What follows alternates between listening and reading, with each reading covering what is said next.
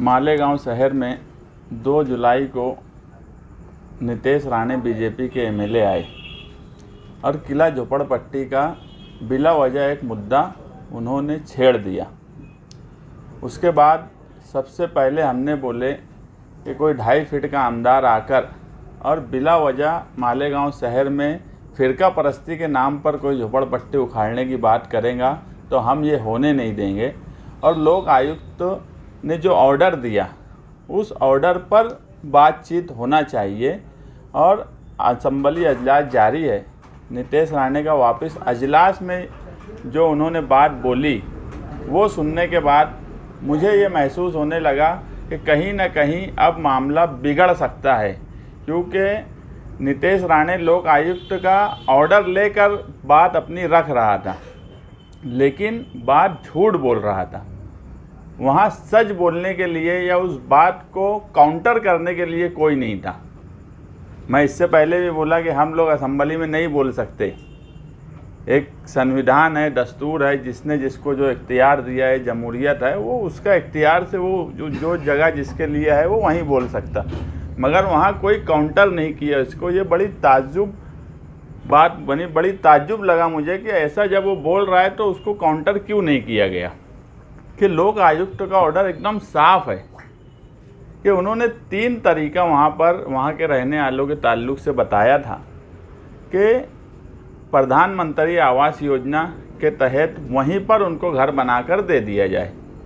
उस स्कीम से वो लेआउट किया जाए, जगह खाली हो जाएंगी, उनको घर मिल जाएगा।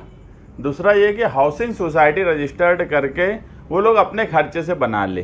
तीसरा ये कि उनको वहाँ से निकाल कर कहीं और दे दिया जाए जगह, जैसे आपने यहाँ घरकुल योजना की स्कीम चल रही है।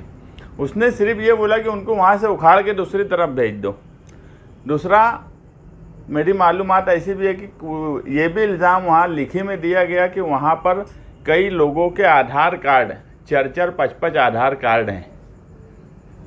ऐसी भी बात वहाँ लिखी में दी गई, जबकि बेबुनियाद बात है। मालेगांव शहर पे ये इल्ज़ाम है। इस तरह का अगर इल्ज़ाम लगेगा मालेगांव शहर पे, जो रिकॉर्ड असेंबली में रिकॉर्ड बना कर दिया जाएगा, उससे मालेगांव शहर की बदनामी होगी कि हमारे यहाँ कोई बाहर से लोग आते हैं कि कोई 4-4, 5-5 आधार कार्ड बना के रखेगा। ये बेबुनियाद इल्ज़ामात हैं।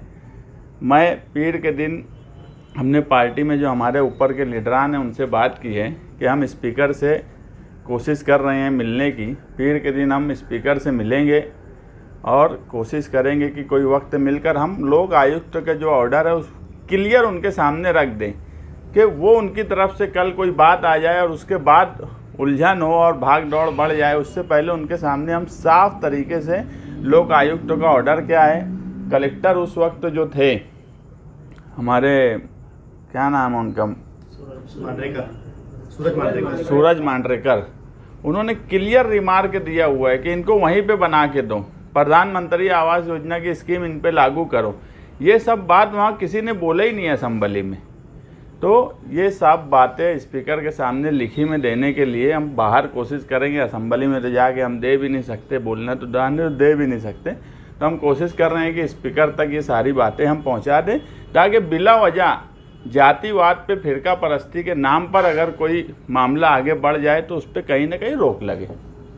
ये बात जो आप कह रहे हैं कि आप स्पीकर से करेंगे, तो ये आप मुकामी एमएलए जो है उनके ज़रिए भी आप वहाँ पे पहुँचा सकते थे या फिर उन तक भी आप पहुँचा सकते थे, ऐसा आप क्यों नहीं करेंगे? देखो, मैं तो उनसे हाथ जोड़ के गुजारिश किया था मेरे चरखा आंदोलन में।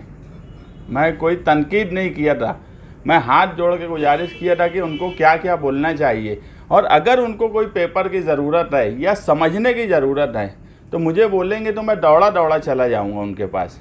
ना उन्होंने मुझसे कोई चीज़ मांगी, ना मुझसे कोई चीज़ पूछी, ना ही असेंबली में एमएचजी कॉलेज के दादा भूसे के मामले को लेकर के एक वाक़या हुआ। एक बैनर जिस पे आप सल्लल्लाहु अलैहि वसल्लम का नाम लिखा है उसको पैरों तले कुचला गया। उस मामले पे हमारा ज़मीर हमको झंझोड़ता नहीं है क्या? उनका ज़मीर नहीं झंझोड़ता क्या? उनको नहीं बोलना चाहिए क्या असेंबली में कि उनके ऊपर गुनाह दाखिल होना चाहिए? दादा भूसे वहाँ जवाब पढ़ रहा है, वो इलीगल है। मैं उनको कानून की 10 चीज़ें बता सकता कि ये कानून से वो कानून उनके ऊपर दादा भूसे पे FIR हो सकती, ये मैं उनको कानून बता सकता। मैं बोला इसीलिए गुजारिश किया हाथ जोड़ के कि मुझे बोलो, मैं आके बोलूँगा। राणे के बारे में बोला कि उसके खिलाफ़ बोलो। जब राणे खुद बोल रहा था उस वक्त जब उन्होंने उसको काउंटर नहीं किया, तो अब मैं क्या उनसे उम्मीद रखूँ या क्या उनसे मैं चाहूँ कि वो बोलेंगे या मैं उनके साथ जाके बोलूँ। अब वो क्यों नहीं बोल रहे हैं, अब हाथ जोड़ने के बाद नहीं बोल रहे, तो मैं क्या उम्मीद रखूँ।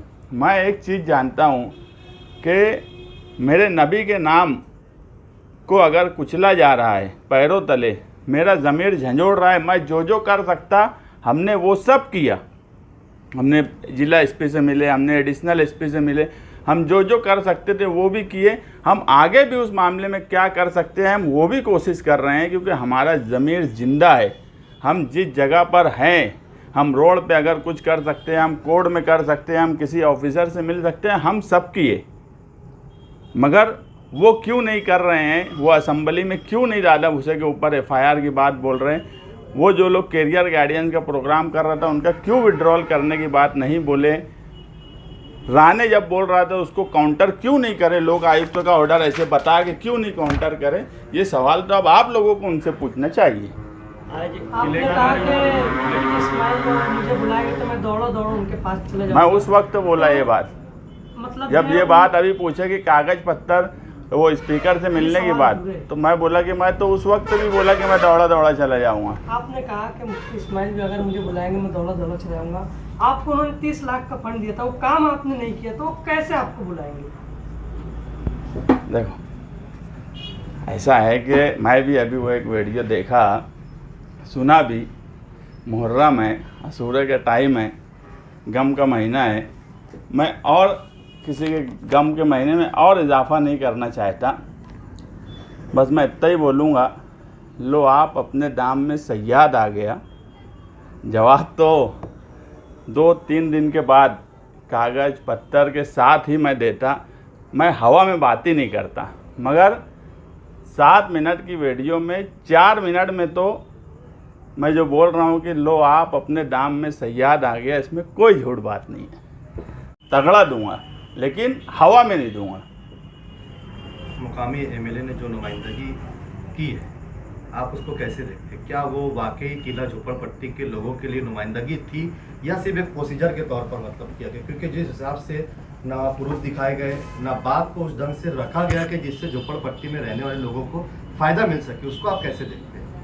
वो जो असेंबली में बोले किला झोपड़पट्टी के बाद रिपोर्टर जो काम करता वो काम की, तुम जो काम करते कोई चीज़ की इन्फॉर्मेशन देते कि ऐसा हुआ है, ये रिपोर्टर का काम है। वही काम उन्होंने असेंबली में किया। इससे ज़्यादा मैं वो बात को कोई अहमियत नहीं मानता। रिपोर्टर का काम क्या है, एक वाक़या हुआ उसकी रिपोर्ट दे देना, आवाम को दे देना, आला अधिकारियों को दे देना, बस वही काम किए। लीडर का काम ये है अपनी बात मनवाना, ये फ़र्क है। वो रिपोर्टर जैसी रिपोर्टिंग थी, वो असेंबली में समझ लो एक रिपोर्टर खड़े होके बोले, इससे ज़्यादा कोई बात नहीं हो। शहर भर में इस प्रकार की बातें चल रही कि मतलब नुमाइंदगी किए, आवाज़ उठाए, बोले, उसको आप कैसे देखते? मुझे तो नहीं कहीं से समझ में आया। मुझे तो लोग यही बात बोले कि यार ये तो तुम ये क्या चाहते थे और ये क्या बोले, ऐसे ही मुझे बोला गया। अब कौन बोल रहा है, मैं जो समझा, मुझसे जो लोग मिले वो यही बात समझे कि यार आम तौर पे वो रिपोर्टर के जैसी ही बात बोलते, लीडर जैसी बात नहीं बोलते। क्रीड़ा संकुल का फंड लेने के लिए उन्होंने जो स्पीकर के माध्यम से बात रखी, उसमें उन्होंने कहा कि कॉलेजों के बाहर मतलब चरस दिख रहा है, गांजा दिख रहा है, लोग नशे के आदी हो रहे हैं। इसको आप क्या कहेंगे? कौन सी कॉलेजेस के बाहर चरस गांजा? तो उनसे पूछना पड़ेगा ना, मैं कैसे बोल सकता।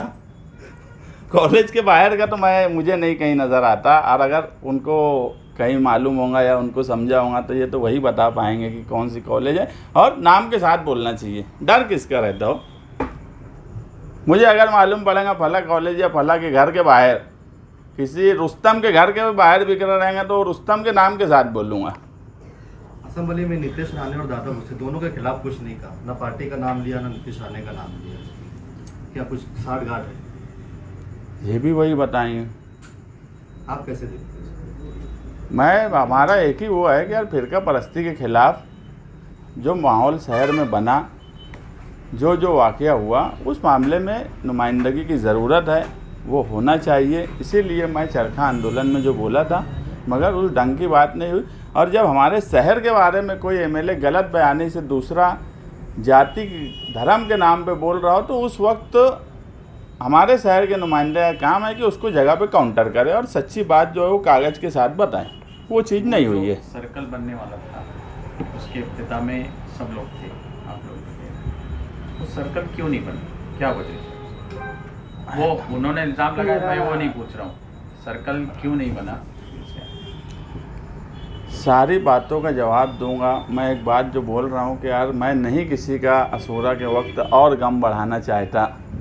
असूरा का वक्त है और गम बढ़ जाएगा। मैं नहीं चाहता कि इस वक्त किसी का मैं गम ज़्यादा बढ़ाऊँ, इसलिए मैं नहीं बोल रहा हूँ। स्कूलों पे कमरे का क्या मामला है? मैं वही बात बोल रहा कि मैं जो बोला हूँ, बस मेरा एक मिसरा ही काफ़ी है कि लो आप अपने दाम में सयाद आ गया। और असूरा के वक्त किसी का गम नहीं बढ़ाना चाहता, मगर 2-3 दिन के बाद गम का लिहाज नहीं रहेगा। भाई आप बार बार असूरा की बात कर रहे हैं, गम की बात। देखो, मैं मज़हब के ताल्लुक़ से बहुत नहीं जानता, जितना मुझे समझता। वो क्या बोलते वो मेरे सामने नहीं सवाल है। मैं क्या महसूस करता, मेरे लिए ये ज़्यादा ज़रूरी है। एक दूसरे का पर इल्ज़ाम तराशी में कहीं मार अकेला जिम्मेदार नहीं है उसका। क्या पीडब्ल्यूडी विभाग में किसी के नाम बोल देने से, फ़ोन कर देने से बिल निकल जाता है बिना काम?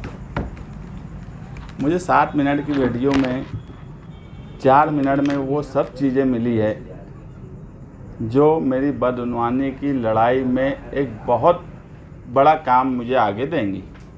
नहीं, हमको भी कुछ काम मिल गया कि पीडब्ल्यूडी विभाग में जाकर जानकारी लेना पड़ेगी कि किसके फ़ोन पे बिल निकल जाए।